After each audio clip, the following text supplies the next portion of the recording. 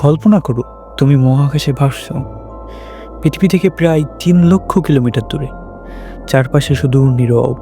হঠাৎ বুম, 1 সেকেন্ডেই সব বদলে গেল।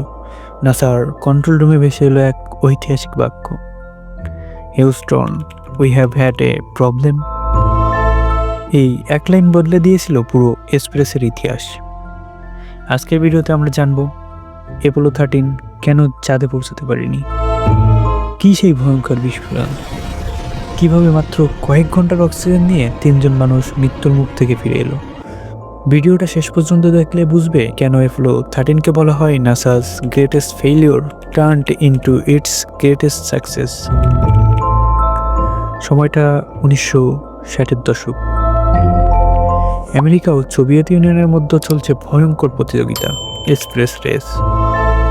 তখন নাসা ঘোষণা করলো, we choose to go to the moon.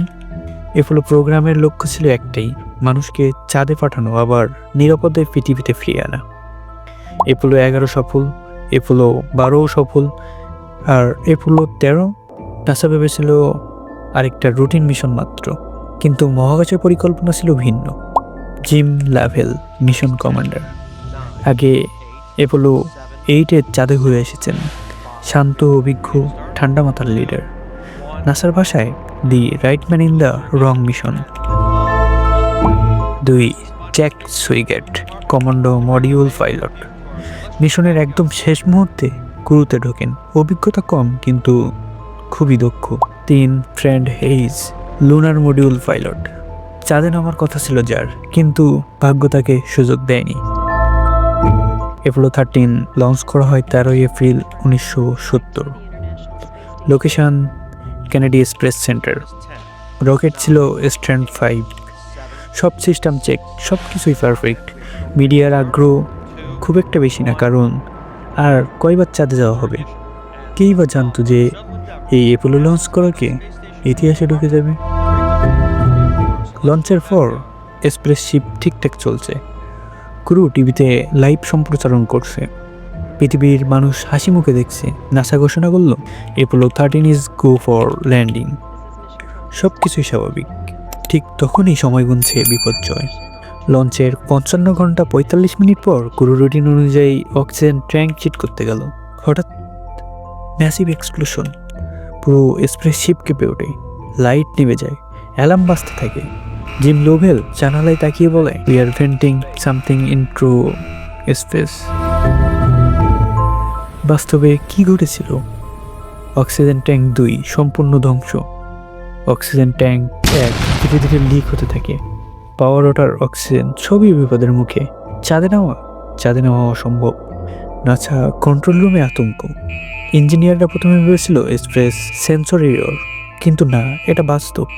একজন অফিসার বলছিল, this could be the end. 3জন মানুষ এখন মৃত্যুর খুবই কাছাকাছি। নাসা নেয় ঐতিহাসিক সিদ্ধান্ত, use the lunar module as a life boat. কিন্তু সমস্যা, এলএম বানানো হয়েছিল 2 জনের জন্য, সময় ছিল 2 দিন, কিন্তু এখন 3 জন 4 দিন। তখন কমন মডিউল বন্ধ করে দেওয়া হয়। ভিতরে অন্ধকার, ঠান্ডা, ভয়। তাপমাত্রা নেমে আসে 0 ডিগ্রি সেলসিয়াস। সবচেয়ে ভয়ঙ্কর সমস্যা, carbon dioxide build up. Command module filter square, lunar module filter round, mismatch. এদিকে কার্বন ডাইঅক্সাইড বাড়লে মৃত্যু নিশ্চিত। নাসার ইঞ্জিনিয়াররা বলে, we have to make this fit into that. ব্যবহার করা হয় প্লাস্টিক ব্যাগ, টেপ, মোজা, কার্ডবোর্ড। এভাবেই তৈরি হয় mail box in express. Apollo 13 চাঁদের চারপাশ দিয়ে ঘুরে পৃথিবীর পথে রওনা দেয়।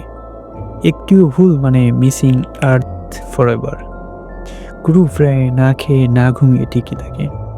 সবচেয়ে ভয়ের মুহূর্ত, কমান্ড মডিউল আবার চালু করতে হবে, কিন্তু পাওয়ার নেই।